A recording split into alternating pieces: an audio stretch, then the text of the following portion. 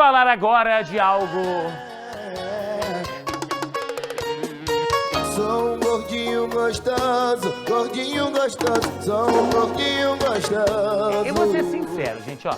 Eu tava aí tentando emagrecer pra voltar ao que eu tava antes da pandemia. Não consegui. Não consegui tudo, não. Foram aí uns 5 quilinhos. O meu diretor de TV aqui, o Diegão, tá dizendo aqui que percebeu. Obrigado, tá, Diego?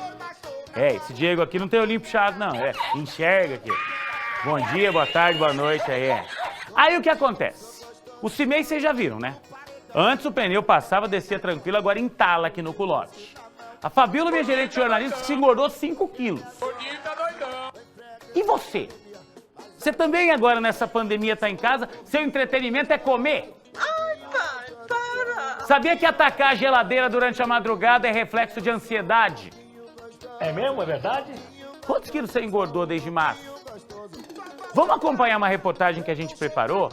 E na sequência, eu vou falar com um psiquiatra, porque será que tem um segredo pra controlar essa ansiedade? Pra gente não comer tanto quando tá em casa? Vamos ver a reportagem juntos? 1h32, meu cinegrafista gordinho Pablo Cimei, enche a tela. Hoje, a Larissa passa a maior parte do tempo assim, cuidando da Beatriz. A pequena completa 1 ano agora em julho e a dentista já estava com tudo pronto para o retorno das atividades profissionais. Tinha visto a escolinha para a filha e o consultório estava em fase final de reforma, quase pronto para receber os pacientes. E aí veio o coronavírus e mudou tudo. A pandemia acabou com tudo. E aí foi isso, a gente teve que ficar em casa, né, isolamento, e a gente está super respeitando, então a gente pede coisas, o mercado enfim, deliveries a gente está pedindo, né, em casa, tudo, e não saímos para quase nada, né. Com a reviravolta nos planos, veio de brinde a ansiedade. O reflexo apareceu na balança. A gente acaba descontando na comida, né? Então, eu era uma pessoa assim, eu sempre gostei até de cozinhar, mas eu não sabia fazer muita coisa, principalmente doce. E aí, eu comecei a pegar receitas na internet e tal, e aí comecei a cozinhar, aí eu vi o resultado. Além da ansiedade por conta da pandemia que vivemos, tem gente que atribui os quilinhos a mais à mudança de rotina mesmo. Mais tempo dentro de casa, mais tempo aqui na cozinha, preparando guloseimas. É o caso da Noema. Com filhos e marido em casa, a empresária conta que toda hora tem alguém dizendo "tô com fome". E aí, ela também entra na onda. É bolo, é café, é pãozinho na chapinha, é biscoitinho, o tempo todo. Eu não sou regrada, não sou aquelas mulheres, não, tem uma saladinha pra mim. Tem uma salada e uma pizza, eu vou comer a pizza. Nos últimos meses, 6 quilos a mais para conta. Noema teve até que providenciar peças novas para o guarda-roupa. Eu tive que abandonar a calça jeans, que eu usava 38. Vou deixar elas guardadinhas para quando voltar à academia, para quando voltar à minha rotina e voltar a emagrecer, que eu espero muito voltar a emagrecer. E eu optei agora para essa pandemia e para essa estação de inverno e coisa e tal, para ficar mais confortável. Eu peguei e comprei calças de moletom, né, veludinho, moletom, a legging, que são roupas confortáveis, dá para ficar dentro de casa e que quando eu voltar a emagrecer, acredito que eu não vou perder elas. O José Paulo é outro que não nega, engordou nesse período de isolamento social. Ele confessa, a academia está fazendo uma falta e tanto. Com as academias fechadas, com a impossibilidade de fazer atividade física ao ar livre, eu acho que isso piorou bastante, tanto o nível de ansiedade quanto também o gráfico calórico. E a pessoa em casa, a facilidade de você estar ali perto da geladeira e comer toda hora alguma coisa acaba trazendo um resultado não tão positivo. E os 3 não veem a hora de que tudo isso passe. Na lista de prioridades, recuperar a forma física. No verão, com certeza eu não vou pra praia. Se for pra praia, eu vou de vestido. Como controlar isso? Será que tem uma hora que a gente tem que entender que precisamos de ajuda profissional? Precisamos, de repente, de um medicamento? Vou conversar aqui com o médico psiquiatra e professor de medicina aqui da nossa PUC, da nossa Pontifícia Universidade Católica, o Dr. Luiz Canhete. Muito obrigado, Dr. Luiz, por conversar com a gente. Quando é que a gente percebe que esses ataques à geladeira estão se transformando numa compulsão e vão fazer mal para a gente? Porque a verdade é que agora muita gente trabalhando em home office, a gente não pode sair de casa mais para ir para lugar nenhum, então você fica mais tempo em casa. Tá tudo perto da gente. Eu vi o que um dos entrevistados disse ali, né? O armário de comida tá perto, a geladeira tá perto. Como controlar isso, doutor? Boa tarde. Boa tarde, Juliano. Boa tarde para você, para todos os espectadores. Falar sobre ansiedade é algo muito vasto, né? A ansiedade, basicamente, ela existe na natureza humana como algo, a princípio, inato, enquanto algo necessário para a sobrevivência humana. Preocupa quando isso se torna algo que transcende, né? Quando esse indivíduo, de repente, frente à sensação de maior ansiedade, preocupação, muitas vezes irritabilidade, fadiga, cansaço físico, alteração do apetite, por exemplo, alteração do sono, quando isso sai do controle, né? E dentro da área da saúde mental, a gente trabalha basicamente com isso, né? Da busca da identificação de situações em que essa ansiedade, ela tenha saído de limites daquilo que seria o aceitável, né, para aquele padrão de funcionamento daquela pessoa e que, eventualmente, algum tipo de tratamento tenha que ser instituído, seja no tratamento medicamentoso ou tratamento de âmbito psicológico, né?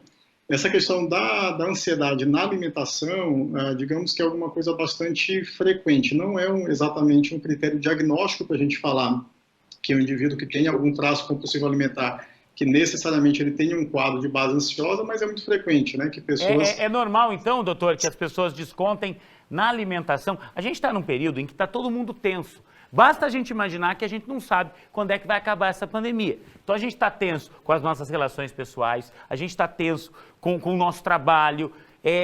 Tudo isso reflete nessa ansiedade. Isso é muito comum, você descontar em comida. Exatamente, né? A comida muitas vezes acaba sendo uma das válvulas de escape possíveis para pessoas que sofrem de ansiedade, principalmente em cenários como você comentou.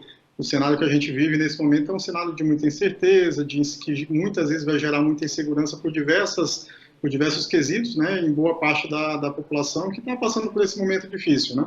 Agora, a alimentação com certeza é uma dessas possíveis válvulas de escape, assim como outras, né? Assim como o álcool, eventualmente o próprio tabaco e algum outro tipo de hábito ou ação mais com padrão compulsivo, né? Doutor Luiz, eu queria aproveitar essa deixa que o senhor deu, então, convidar o senhor para acompanhar junto comigo e para a gente falar disso também, porque a gente tem uma reportagem que mostra que tem muita gente exagerando no cigarro. E é aquela história, né? Tem gente que vai para o café, tem gente que vai para o cigarro, tem gente que vai para os dois. Qual é o risco disso? Porque tem gente que está no grupo de risco da Covid-19 e aí exagera no cigarro, a coisa se complica ainda mais. Vamos acompanhar a reportagem e, se esse é o teu caso, a gente vai continuar falando disso. Enche a tela. O levantamento feito pela Organização Mundial da Saúde mostra que pelo menos 17 milhões de brasileiros fumam diariamente. Seu Luiz é um deles. Ele é fumante há 44 anos. Consome em torno de 30 cigarros por dia. O cigarro quando a gente está nervoso, estressado, fuma um cigarro parece dar uma tranquilidade, né? Um outro estudo, feito pela Fiocruz em abril deste ano, apontou que 34% dos fumantes intensificaram esse hábito. Estão fumando mais. Para muitos, a culpa seria o isolamento social. Fuma mais, né? Porque fica parado. Se a gente está trabalhando, né, fuma bem menos, né? A explicação para essa dependência está no nosso cérebro.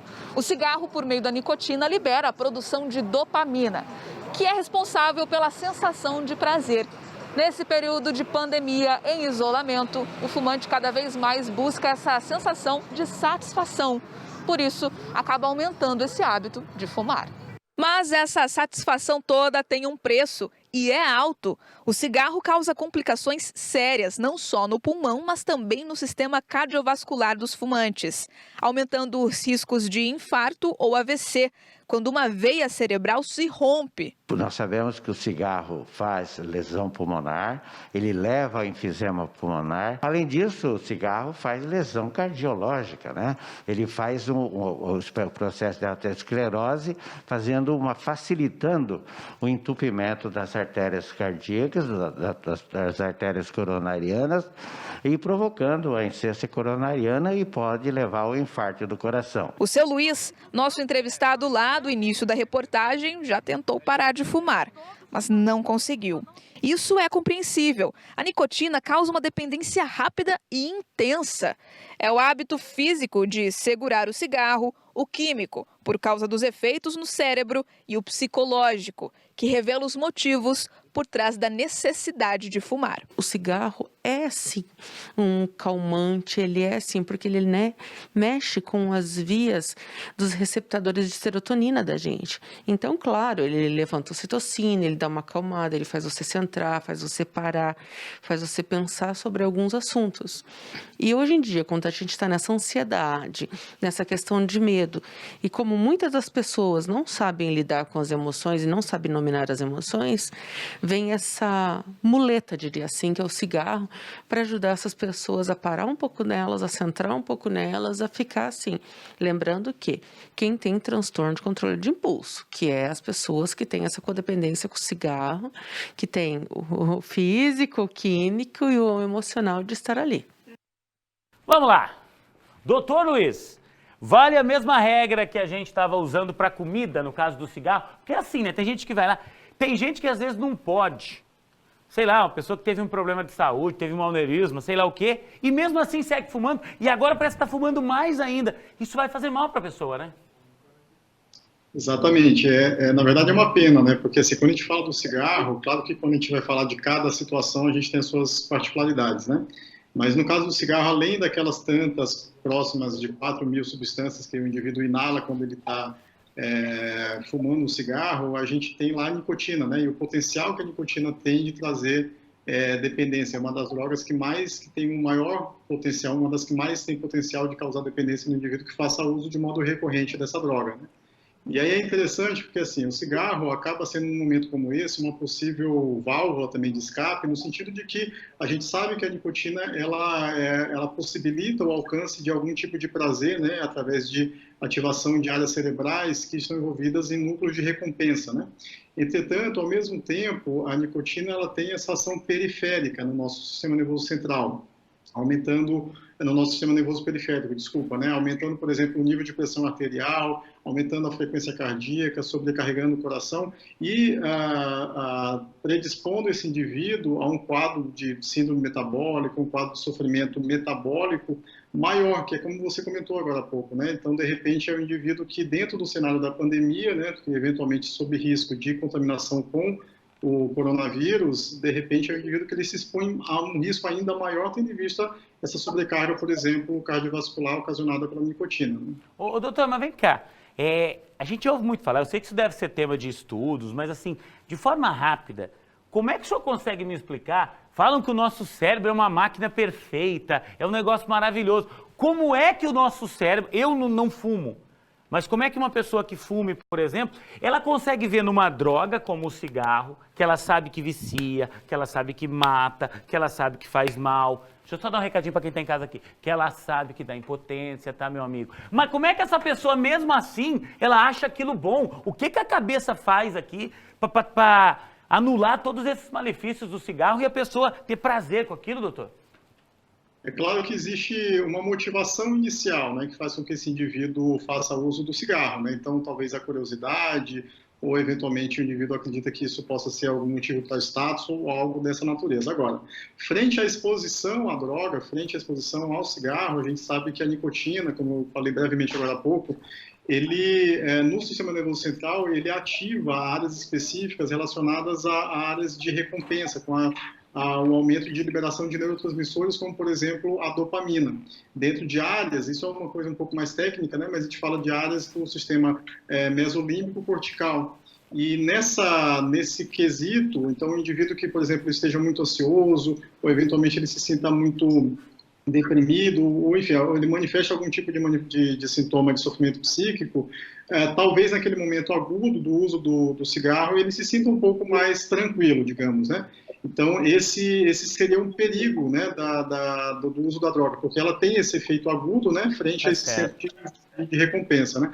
Agora, como eu comentei, né, existe um potencial muito grande de causar dependência e todos os outros malefícios, né, inclusive pela própria ação da nicotina dentro, né, de uma lógica mais periférica do funcionamento do nosso organismo, né. Doutor, muito obrigado pela sua participação mais uma vez. Espero contar com o senhor aqui em outras oportunidades. Legal a gente conseguir, pelo menos, começar a entender como é que a nossa cabeça funciona, como suportar tudo isso, né? Aumento de peso, compulsão por comida, por cigarro. Obrigado pela participação, doutor. Ótima tarde. Eu que agradeço. Boa tarde. Até mais. Tchau, tchau.